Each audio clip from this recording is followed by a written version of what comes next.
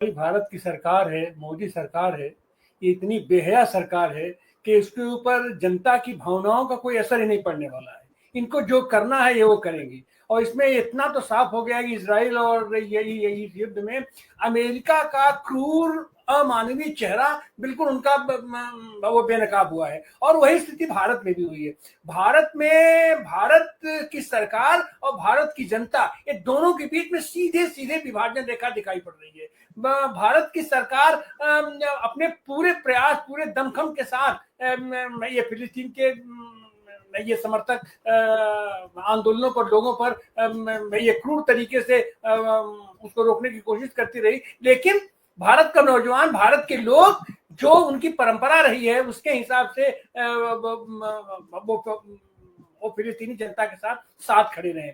इसमें जो असली चीज जो देखने वाली है कि एक तो पूरी की पूरी अमेरिकी सरकार जो है वो बीच वाली बंदर बांट वाली स्थिति उसकी रहती है कि दो बिल्ला आपस में लड़ रहे हैं, ये उनको लड़ाया गया और एक बंदर बीच में आकर के पंचायत करता है। तो उस पंचायत की स्थिति भी, अमेरिका की भी स्थिति इसमें बहुत ही ज्यादा खराब हुई है। और आक्रामक रूप से इजराइल बिल्कुल आक्रामक रूप से निकल करके आया है, जिस तरीके से हिटलर निकल करके आया था, ये मुसोलिनी निकल करके आया है। लेकिन राहत की बात यह है कि ये जो ट्रंप साहब जब से आए हैं, ट्रंप को एक भूत सवार है नोबेल प्राइज पाने का। उस नोबेल प्राइज पाने के चक्कर में ये कुछ अच्छे काम तो इनसे हो जा रहे हैं, या हम तो ये कहें। और ये इनका नोबेल प्राइज पाने का भूत ही जो है वो उनको यहां तक लाया है। अब तक ट्रंप साहब का कहना है कि 7 युद्ध रुकवा चुके हैं यहाँ पर। खैर वो तो अलग की बात है, लेकिन फिलहाल मौजूदा दौर में भी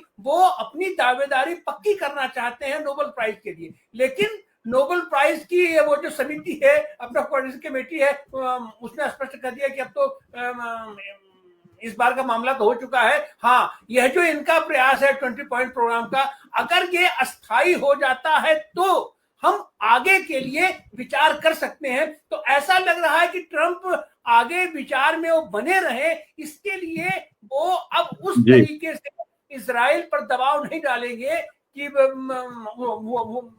उसको युद्ध के लिए वो उसको जो तो अब प्रोत्साहन नहीं देंगे।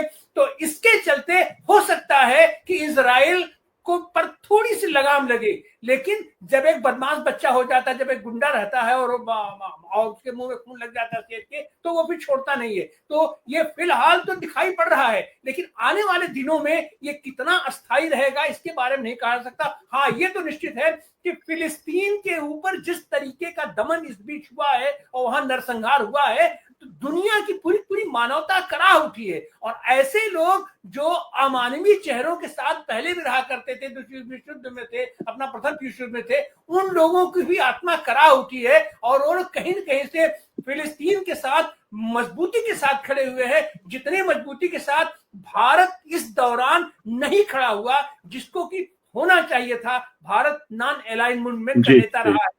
भारत तो आगे आने वाले दिनों में हमको ऐसा लग रहा है कि फिलहाल जो स्थिति है, ट्रंप निश्चित रूप से अब इजराइल के पक्ष में उस तरीके से उसको प्रोवोक नहीं करेंगे, उतनी मदद नहीं करेंगे जितना पहले करते थे। और अब अगर इजराइल आक्रामक रुख अख्तियार करता है फिलिस्तीन के ऊपर, तो हो सकता है कि दुनिया से भी आवाज उठे। हाँ, इस दिन फिलहाल संयुक्त राष्ट्र संघ का अस्तित्व इन लोगों ने खत्म कर दिया, ये एक दुखद पहलू है। लेकिन आने वाले दिनों में हो सकता है कि ये संयुक्त राष्ट्र संघ भी अपनी एक पहल करे और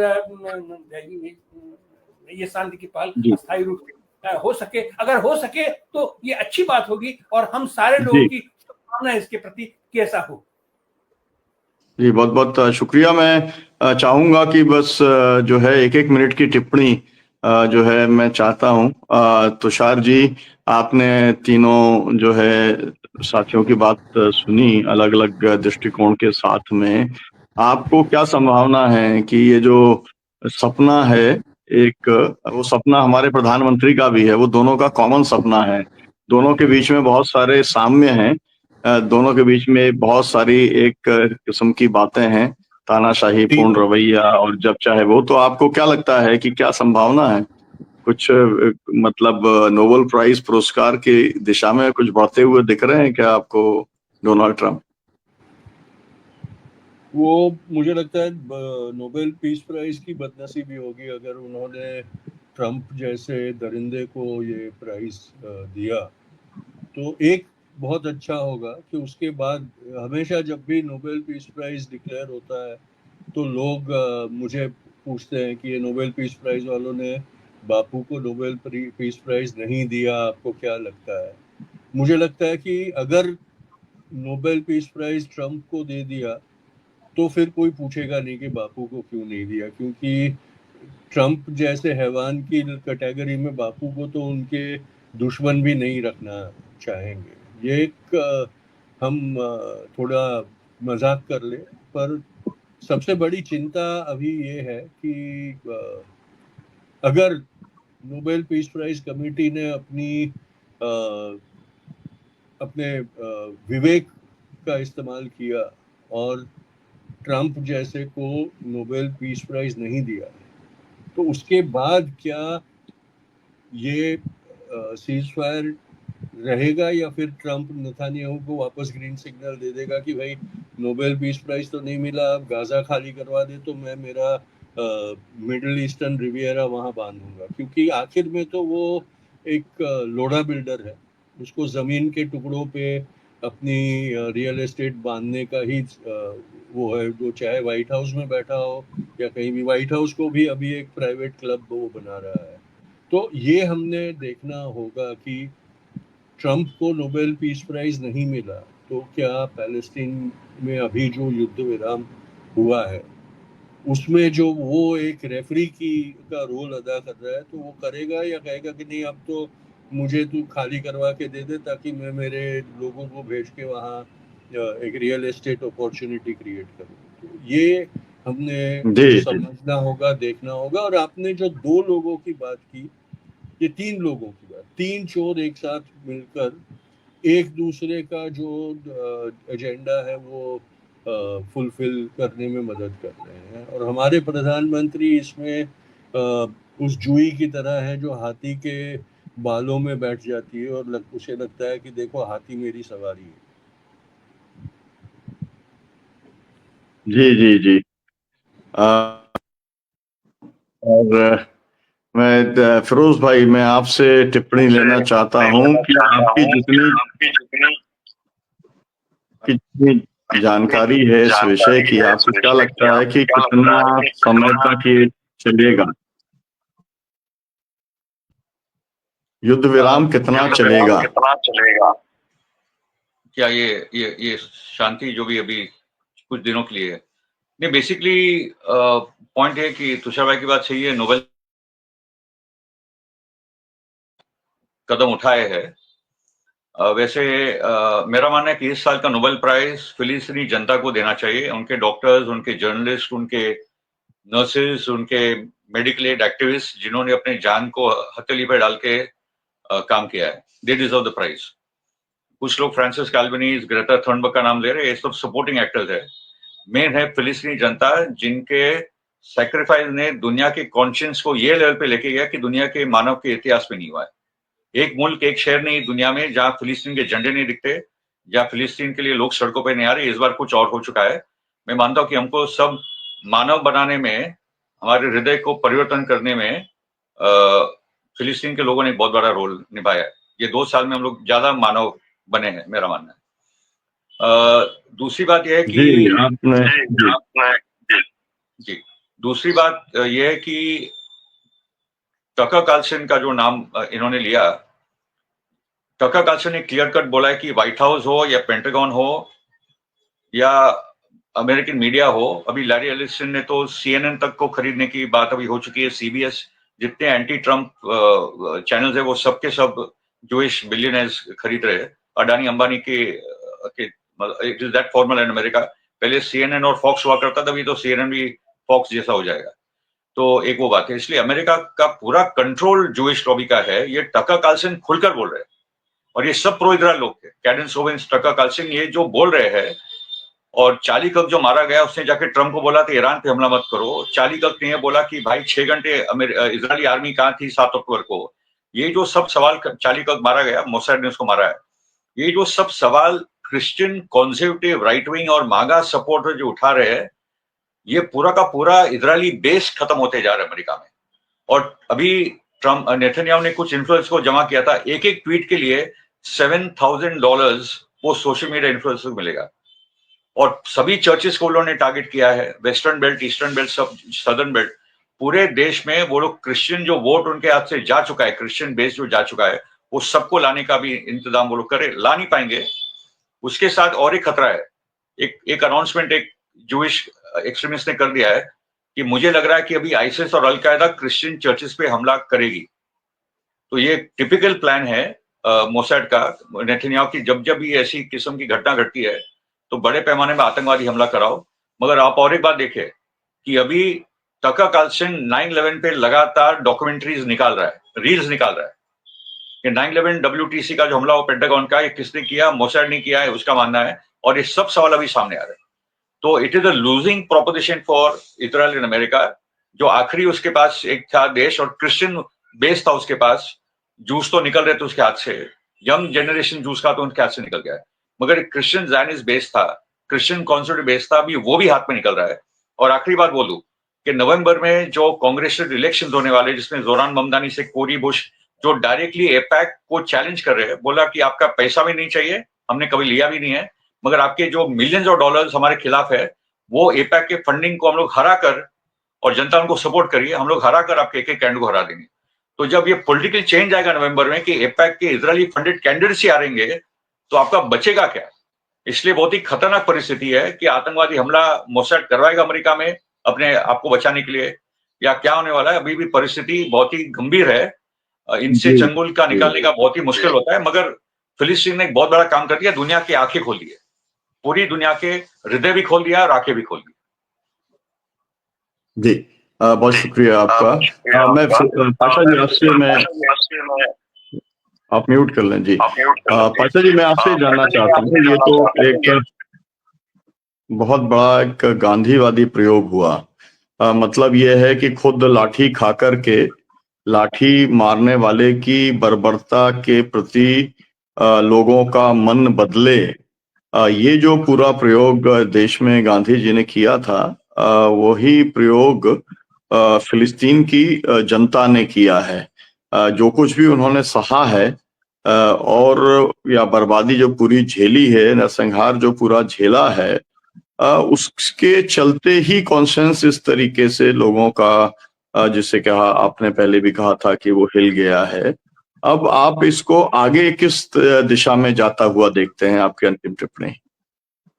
जी, मेरी उम्मीद है कि ये सीज फायर और ये नरसंहार और बमबारी सिर्फ गाजा में ही सहमित नहीं है। मेरे ख्याल से इजराइल को पता चल गया है कि जो उन्होंने बमबारी यमन पे की, लेबनान में की और शाम में की और ईरान पे जो की और कतार पे, इससे जो है उनको कड़ा सबक मिला है कि जो जीत ये पूरी दुनिया में ढोल बजा के पीता था कि हम सभी को हरा दिए और इजराइल का स्ट्रेटेजिक डोमिनेशन इस पूरे क्षेत्र में है, तो यहाँ के लोग भी राहत चाहते हैं।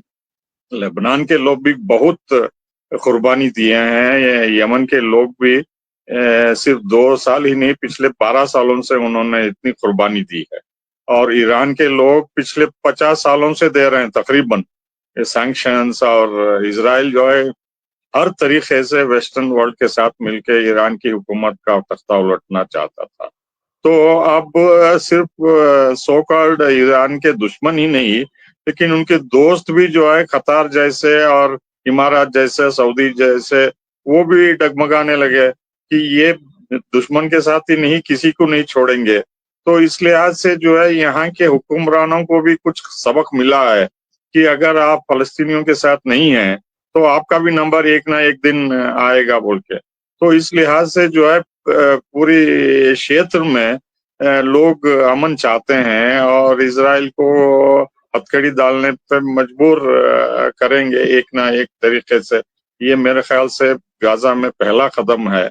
और जिस तरीके से रूस और चीन ईरान के पीछे लगे हुए हैं मदद करने में, और जिस तरीके से जनता इस पूरे एरिया में खड़ी है, I mean popular mobilization force जो है 24 घंटे चौकन्ना है, और इतने दबाव के बाद भी जुलानी ने पीस एग्रीमेंट साइन नहीं किया, या लेबनान ने पीस एग्रीमेंट साइन नहीं किया, या मिस्र ने दूसरे देशों से हथियार खरीदना बंद नहीं किया, और अल्जीरिया और लीबिया और इराक और दूसरे देश इजराइल को मान्यता देने से अभी गुरेज कर रहे हैं, आगे नहीं बढ़ रहे हैं।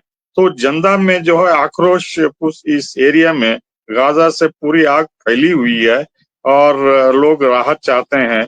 मेरे ख्याल से जो नतीजा उभर के निकल रहा है, धीरे धीरे उसके साथ फिल्टर भी होगा दूसरे देशों के साथ, मेरी उम्मीद है। जी जी, बहुत बहुत शुक्रिया। तिवारी जी, आपकी अंतिम टिप्पणी हो जाए, बहुत ही संक्षिप्त, क्योंकि हमारा समय पूरा हो चुका है।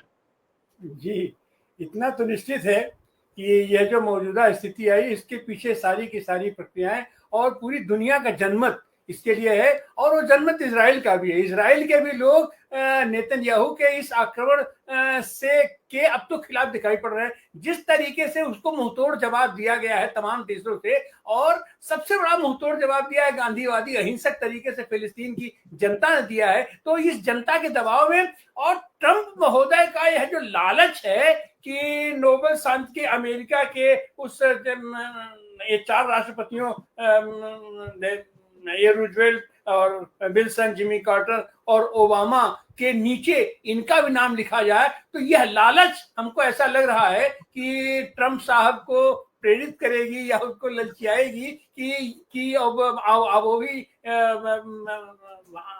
आने वाले दिनों में इस ये जो संधि हुई है इसको अस्थायी रखा जाए, और इजराइल के